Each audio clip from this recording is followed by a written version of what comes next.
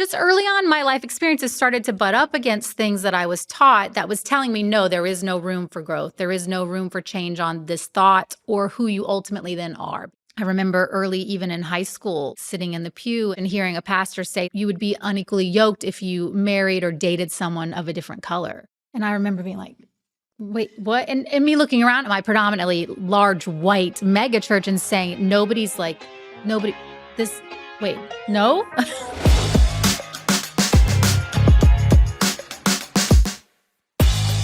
Welcome to Badass Softy, a podcast for leaders who are unapologetically ambitious and want to lead with heart because you're allowed to chase big goals without losing what makes you human. I'm your host, Dr. JJ Peterson, and today is a very fun conversation for me. And I think it's going to be for you too, because I am talking with my good friend, Melissa Greene. Now, if you grew up around Christian music in the early 2000s, which I did, there is a good chance you've heard Melissa's voice because she spent nearly 7 years as a member of the Grammy-nominated group Avalon and helped create some of the songs that really became a soundtrack to many people's faith journeys, including my own. I mean, I remember singing some of those songs at the top of my lungs back in the day. And I loved Avalon. I loved Melissa. I remember seeing them on TV. They had a huge impact on me. And I, over the years, have become friends with Melissa because after she left the group, she went on to serve as a pastor at a church that I actually belonged to for a while. But she has then gone on to do even more things. She is a speaker. She is a writer. She has started a nonprofit. She's an advocate for people navigating faith and identity and change. And she's even kind of moved beyond the Christian space. And recently, just a couple weeks ago from this recording, she joined fellow former Avalon member Michael Passons and country music artist Ty Herndon in a reimagined release of the song Testify to Love, which was a huge Avalon hit. And this thing has blown up and reached #1 on the Christian charts right now. As we are talking, it is #1. And they did it in a way, because both Michael and Ty are gay, where they introduced the song, this beloved song that so many of us grew up on, to a new generation, but bringing it into a broader conversation about love and belonging. And before we jump in, I want to offer kind of this quick note, is that faith and theology come up a lot in this conversation because they're a part of both Melissa's and my story. And so we talk about doctrine, we talk about theology, but really this episode isn't about theology. It's about something much bigger. It's about growth. And it's about what happens when life challenges what you've always believed about yourself and the world. It's about the courage to change when change feels really uncomfortable. And it's about learning that becoming who you are meant to be often requires letting go of who you thought you had to be. And I think all of us can relate to that conversation. Melissa has spent so much of her life navigating change in public. And that's the part that we even get into a little bit more, is she was very public through music and ministry and family and friendship and personal growth. She's continued to ask the hard questions and follow the truth wherever it leads. And this conversation is honest and thoughtful and deeply human. And it's really for anyone who has left an old version of themselves behind, or maybe you're just in the space of wondering if it's okay to change your mind. Melissa and I really talk about what that journey is like. So I'm so excited for you to hear my conversation today with Melissa Greene. Melissa, I am so excited you're here for a lot of different reasons. But, you know, you and I have now known each other, I don't know. Well, actually, I think we met about 10 years ago. Yeah. And from the very beginning, you have been a person in my life who has lived in such a way that has inspired me to seek excellence in a lot of areas. Like, so when you put on events, when you gather people around you, when you host things, and when you even perform, you do things with such excellence that is not demanded of you, but you take it to that level. So there's just like that piece, the excellence piece.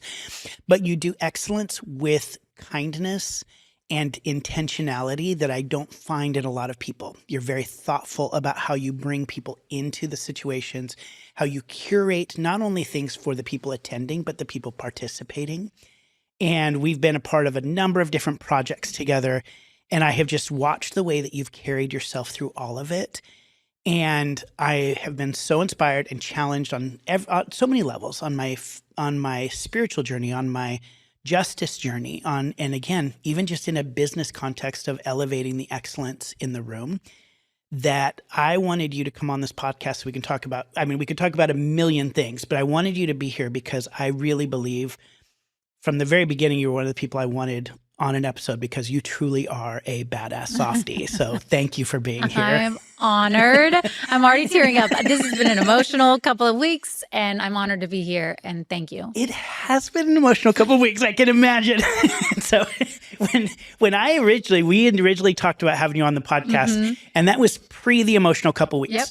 And so to give a little context for people of what the past couple of weeks have been like for you, let's just start with a little journey that you have been on for, 30 years? Yeah. 20 years. You're not that old. No. So, but I'll give the context is a couple weeks ago, you re-released, you sang on Testify to Love, and were part of re-releasing the song Testify to Love with two queer artists. And you did it after you were in Avalon and sang that song and toured with that song and was a #1 Christian music song 20 years ago. Yep. And you just re-released it and it has caught fire and it became #1 again on the charts in the Christian world. So let's talk about that.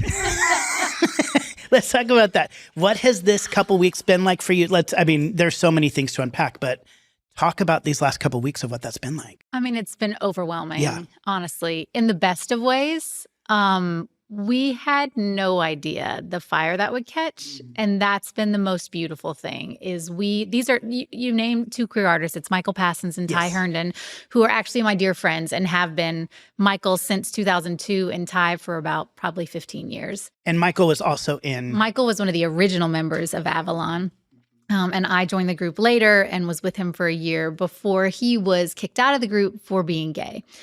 So that's part of our own history. So when we were choosing to re-record this about a year ago, June, we were singing at Ty's event called Concert for Love and Acceptance, which happens during CMA Fest here in Nashville.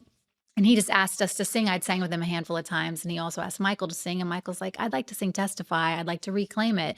Will you sing it with me? And I'm always like a yes to Michael.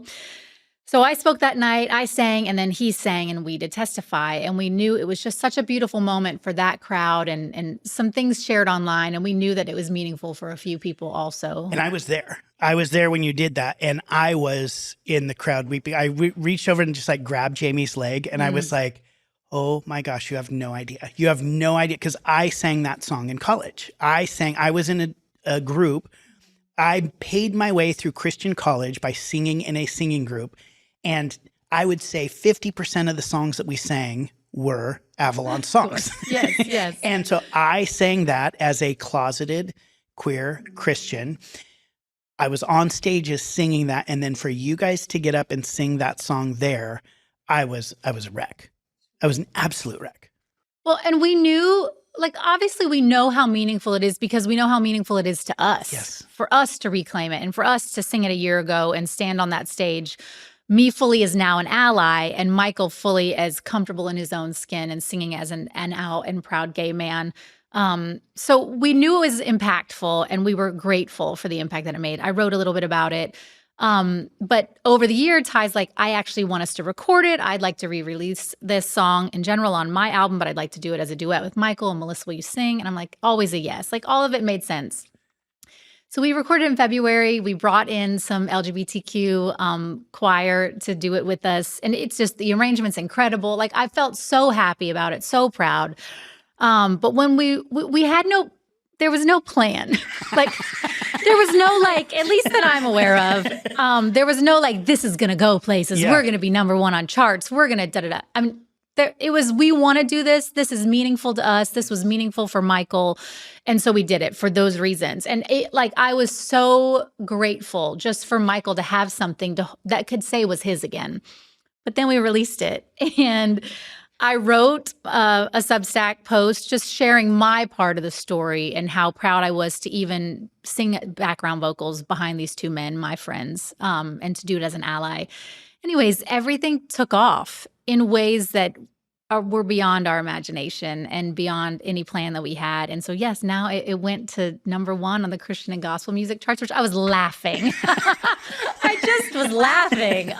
It's the most lovely, beautiful thing. But the responses, and 90% of the responses have been good, like overwhelmingly good. 10% as would make sense. And I actually thought, if anything, there would be more negative than there has been. But the way that people are taking this moment and reclaiming it for themselves, and people that have left the church, people that were forced out of the church, people that are still on the fringes of the church but don't feel like they quite fit in still. I mean, they're finding their place again, and it's just been the most beautiful thing. Let me ask you this. How are you handling even the negative? I mean, my skin is pretty thick. It has been for most of my life. But I also, and I don't know how much we'll get into, I sort of went on a similar journey back in 2015 when I was helping to pastor a church here in Nashville. And we were post-evangelical, and we chose to go fully inclusive as a congregation. And it made national news in ways, again, that we didn't realize. We were doing what was right for us and our community, but it ended up catching fire much like this. And so that experience, that was a much harder experience for me. It was my first time in that sort of war, if you will, and being on the front of it, and having to handle all the negative. And so I just think that, though, prepared me for this. But again, the feedback now, every once in a while, I have a very strong fighter personality, an 8 on the Enneagram. So I'm very like, you want to fight? I'm ready. I'm here. So I did come back onto some of the comments for sure on the post and offer my responses. But some of it I just let go because, again, the overwhelming response has been positive. Yep. And I'm also, most of the negative now are people with a limited theology that believe certain things about Scripture or God or Jesus that I no longer believe. And so I'm like, I don't even need to get in that argument. That doesn't apply to me or my friends or why we do what we're doing now. I've been watching, I kind of watching how, and I always appreciate how you respond because you always respond with truth and also space. I wouldn't even say I guess it is love. Like you're not going, well, I love you and whatever you have to say is fine. Not in that way. Right. But you say, no, here's the truth. And then you also say, thank you for posting or thank you for engaging. If you want to have a fruitful conversation about this, we can do that every single day. And we can even debate. We can do all that. Yeah. If it turns into an attack, we're done. Yeah, and exactly. I've always appreciated the way that you've approached that as well. The reason I start there, but I think so many people who are listening are going through these phases in life where they look back on who they were and they go, I am not that person anymore. Mm-hmm.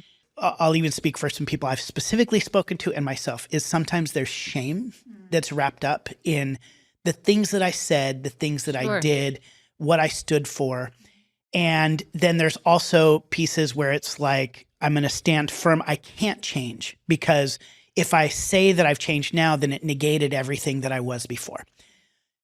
I don't find a lot of people, including myself often, who navigates that well all the time, at least, but there's the two kind of dichotomies of I either look back and go, I'm ashamed. I'm putting all of that away. None of that I'm not going to talk about anymore. Or I stand firm in my belief. I cannot change because it negates who I was back then. Mm-hmm. And so go back to, for a little bit, kind of what life was like for you when you were in that space. Well, first if of all, you're okay with that. No, I'm definitely. there's for everybody listening, watching, this is not being sprung on Melissa. We've had conversations like this before. So you know me very well. So. I feel seen and known. No. For one, I just want to start with, I think if you're growing, you're changing. Like growth is change. I think it is inherent in our lives. Now, whether or not we were taught it was going to be inherent or we were taught that it's okay to continue changing, that's the difference between many of us. So for those of us like myself that have grown up in conservative Christian religious spaces, we were taught, like, of course you're going to grow and change, like from a child to a young adult to a teenager to getting into college. Like you're going to grow, but at some point you just stop. Like at some point you're going to learn all there is to know, and all you need to do is learn what we're teaching you and then regurgitate that. Like you're supposed to stay fixed. So that's what I thought. Like I thought, okay, obviously I'm growing and changing. My body's changing. My mind is changing and opening, but also simultaneously to that happening, the church was telling me, but these are the truths. You're going to learn them literally. Like in kindergarten, I learned some truths that I believed up until I was about 20, 24 years old, like the same thing. There was no questioning it. There was no need to question it. You weren't supposed to question it. And yet my life experiences started butting up against those things. So that's when, for me, early on, and I can remember, and I talk about this some in my writing, I remember early, even in high school, like sitting in the pew and at the church and hearing a pastor say something about you would be unequally yoked if you married or dated someone of a different color. And I remember being like, wait, what? And me looking around at my predominantly large white mega church and saying, no. Like, and in my heart, I was like, no, I'm attracted to this guy at school who is not white. And what's wrong with that? So just early on, my life experiences started to butt up against things that I was taught that was telling me, no, there is no room for growth. There is no room for change on this thought or who you ultimately then are, because we were taught our theology, and our theology spoke also to then who we are as people, and you weren't supposed to move beyond it. But my life experiences taught me to do otherwise. So I go to college, I start traveling the world, and I've said this a million times, like travel and reading have been my greatest teachers. And so I'm trying to teach my kids now who are almost 17 and 20, like keep reading, keep traveling. It will change you and grow you in the best of ways. So traveling and reading started to do that for me. And eventually I'm ending up in this group, Avalon. I was probably 22, I think. Let's see, do the math. It was 2002. I'll be 47 this year. So yeah, right around there. And so 22, 23, I'm stepping into this group. We were the darlings of Christian music, if you will. And I stepped into it when they were already successful. So I really love to say all that early success had nothing to do with me. Literally 3 months into it, being a part of the group, we were on stage at the American Music Awards accepting Inspirational Artist of the Year. And I got to be up there like, yes, it's me too, even though it's not. But I'm a part of this now. So anyway, so I'm here and I'm traveling in this group, and the more we traveled, the more I was living life specifically alongside gay men who became dear friends to me along the way in college and after college. And just, again, ideas that I was taught that these are the right ideas. This is truth. You're supposed to believe this, and this mold should fit on every single person also. And when it didn't fit, we had to say, well, then the person's wrong. And that was the case with Michael. It was like, no, this person's wrong then. Not this idea is wrong or this theology is wrong, but that person must be wrong. And so I have been on the wrong side of that too many times than I want to count. But I also know I remained open and continued to love people in the midst of it, and by loving and still showing up versus rushing away from people or saying, like for Michael, for example, like, well, I don't want you a part of my life. I had to lean in close to sort of watch how his life played out, and did that over and over with different people, and learned like, oh, I think it's not the people that are wrong. I think it's maybe my theology that is wrong. And it's okay for me to say, I think I can believe differently. So that's how change started for me in sort of dramatic ways.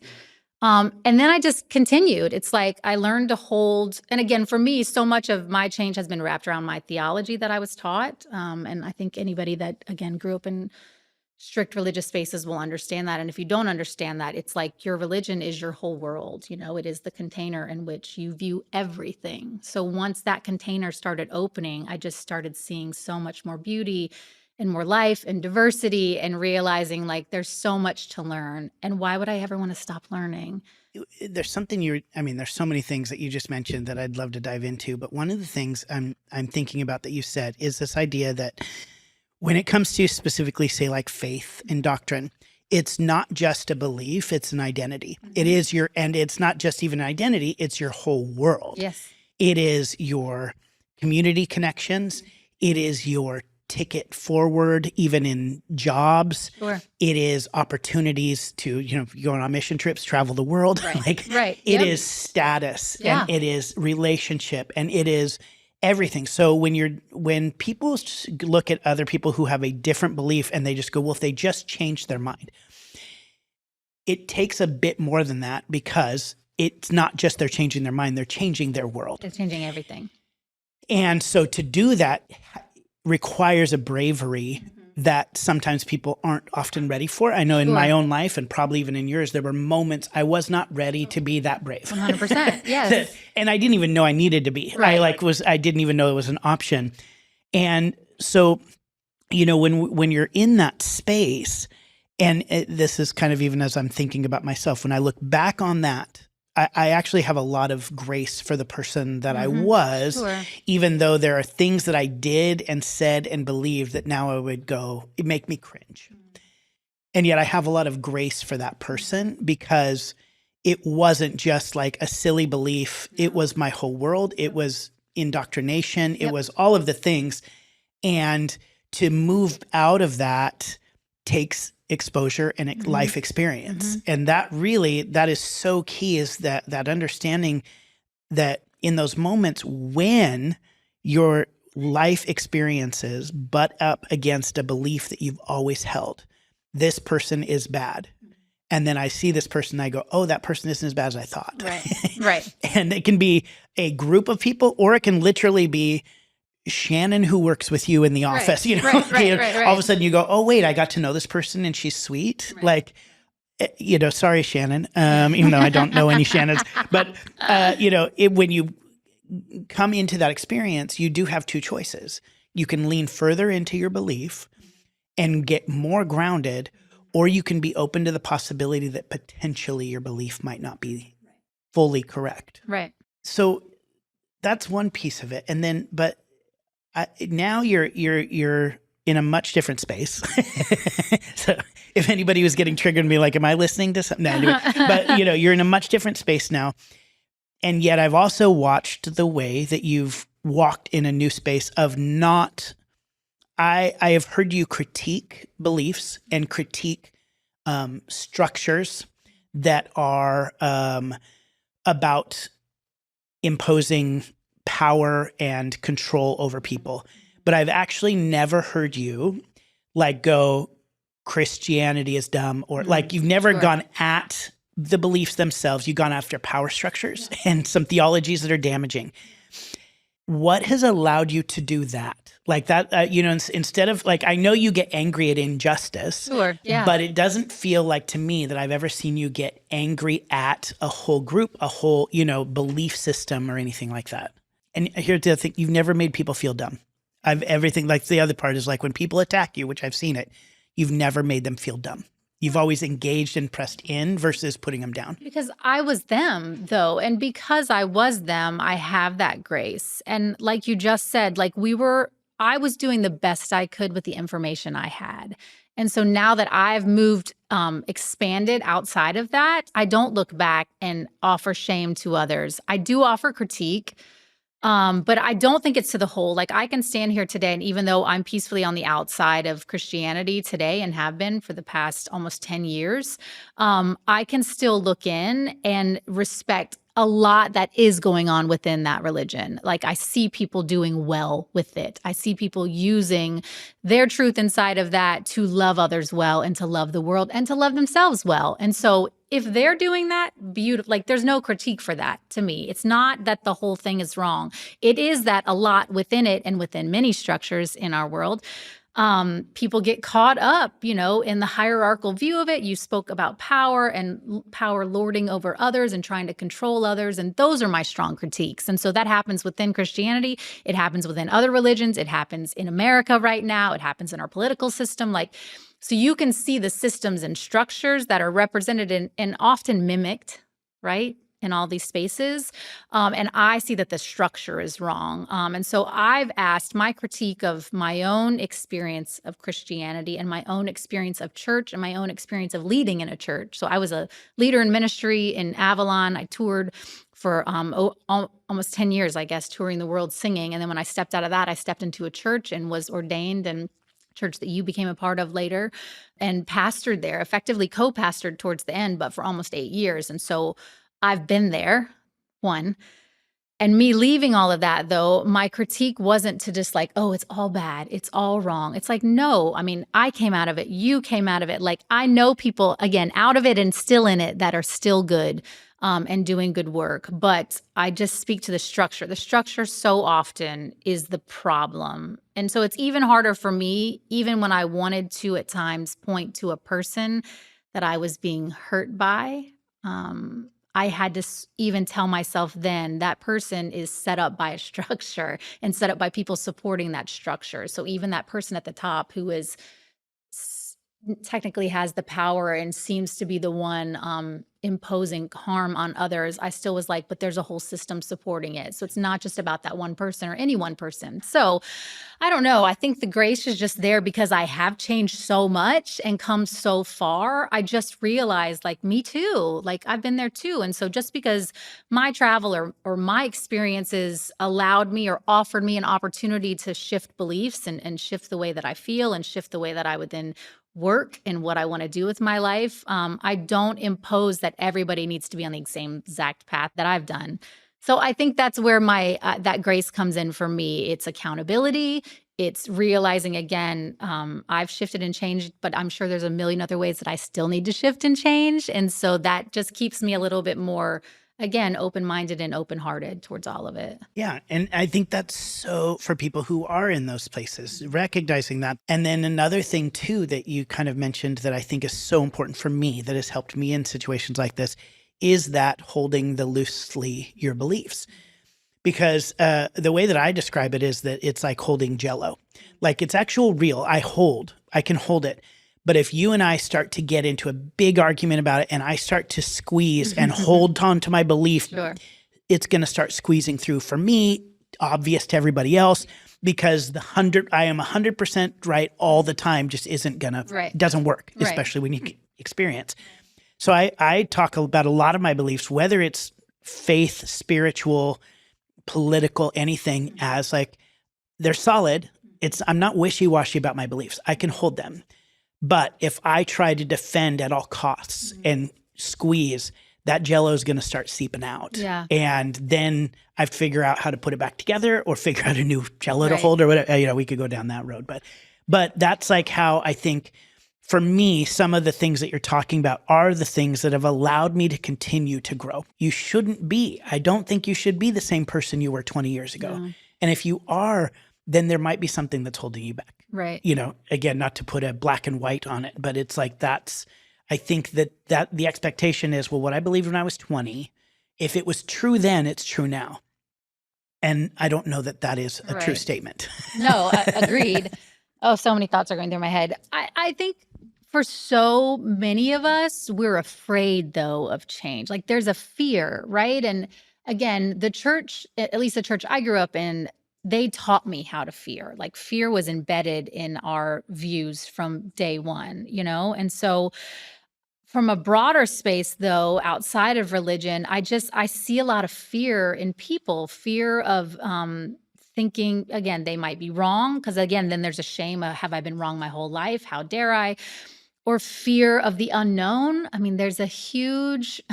Again, this is at least the church bubble, and I would be interested if it was true outside of that. But this very idea that the things that we don't actually know, then we should fear, versus the things we don't know, we just don't know. Like, it's okay to be like, I don't actually understand that person or how they grew up or what their context is or what their belief system is or what their culture is. So not knowing something should not equate to being afraid of something. I think curiosity is so needed right now in our world more than ever. And it's the bedrock of honestly why I've changed so much, is because I've remained curious. Again, and I don't then take on every belief that someone brings to me or I butt up against with my life experiences. I don't take them all on as full, but I'm happy to be like, okay, tell me more. Like, let me learn more about you or why you believe that or what this culture's like versus making assumptions right away. And so anyways, I think fear's at the base of a lot of that. And I'd like us to get away from that. And I think part of the curiosity you've already mentioned is continue exposing yourself to different cultures, environments, travel, reading, and that's part of the curiosity. Like when we're talking about just the practicality, people are like, well, how do I stay curious? Well, go outside of the world that you currently live, whether that's visiting overseas or somewhere, a different culture, or reading something that you might not normally do, escaping even into an imagination world that's different than yours, I think is so important to stay in that space. I'm curious what you would say now, like if you met your 22-year-old self now, what would you say to her? One, I would tell her, I'm already so proud of her. Because again, you've done the best you could with the information you've been given. And the love you've been given or not given, you were doing the best you can. So I would say I'm proud. And I would say keep going. Keep going. I can't wait to see what else you'll see, what else you'll learn, what you'll let go of, what you'll grab hold of, how you'll help people and how people will help you. Just remain open. And I think somehow that Melissa, that 22-year-old Melissa knew that inside. You know, like I think we're all born with this capacity and we often get stifled. We get stuck because again, culture, family, systems, church environment, religious environment, school environment, whatever, like we often get stuck. But if we would all just keep going, I think that's the part and the beauty of life. So yeah, I think I would just tell her, keep going. I love it. And I just, I said at the beginning, but you have impacted my life in so many ways. And what's funny is you did impact my life before I even knew you, like when we were both in that college era of you were touring and I was following behind you with the same songs, like it really has been for all of these years. So I am so grateful for you for your friendship in my life, and then just your willingness even to come on here and like talk about this and continue. And, my favorite thing about this is hopefully like 20 years from now, we're back here and going, I said what 20 years ago? Right. Look how I've changed. Look back and go, I cannot believe I said that on that podcast. I hope so. I mean, honestly. 20 years from now, we're both like, oh my gosh, we were so young at 50. Remember when we were 50 and we were just babies?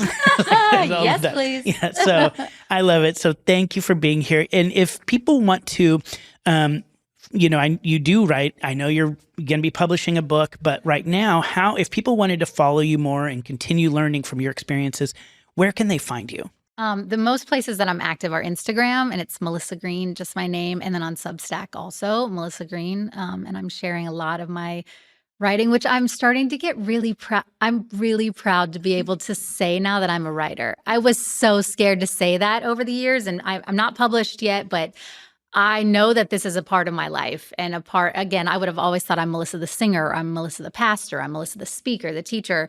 And those are all still a part of my life. Like I'm grateful for them, but now I can also say I'm Melissa the writer. And so I hope people will follow on Substack. Yeah, and it's good. It's good. You. So, well, thank you for being here. Thank you for being, such an influence in my life and for singing at our wedding, which was unbelievable. And in this space especially, thank you for being a badass softie. I'm grateful. Thank you, JJ. Melissa, thank you so much for coming on and being vulnerable and sharing and being honest. And after the cameras turned off, I just said we could have had this conversation for another hour. And honestly, we did. We kept talking about it because, I think for all of us, it doesn't matter whether it's faith or whether it's political ideology or just a belief about who you are as a human, your leadership or what your values are. If we are healthy, we are growing. We are changing, and we shouldn't be the same person we are 5 years from now, 10 years from now. We should look back and go, wow, I can't believe I believe that in some ways, and to continue growing. And I think, there's so much that I can take away from this conversation, but the thing that I think just kind of inspired me once again is to continue being curious about the world. I think when we lean into curiosity instead of fear, we actually can not only find a more beautiful world and open up our eyes and our heart and our mind to more amazing things. But it allows us to actually step into growth and becoming a more full version of ourselves. And quite honestly, probably a more full version of the person that the world needs to see as well. And so I want to continue to be more curious. And that means I want to lean into travel and I want to lean into reading. And travel for me is not that hard. I'm about to go on 3 different trips here pretty quick. But I want in those trips to remind myself to be curious about the people around me, the world around me, the cultures around me. And on those trips, I'm going to take some books and I'm going to keep reading and growing and staying curious. And whatever you got out of this conversation, I hope that you too give yourself the grace to continue to grow, to continue to become the person that you're meant to be. So let me leave you with this.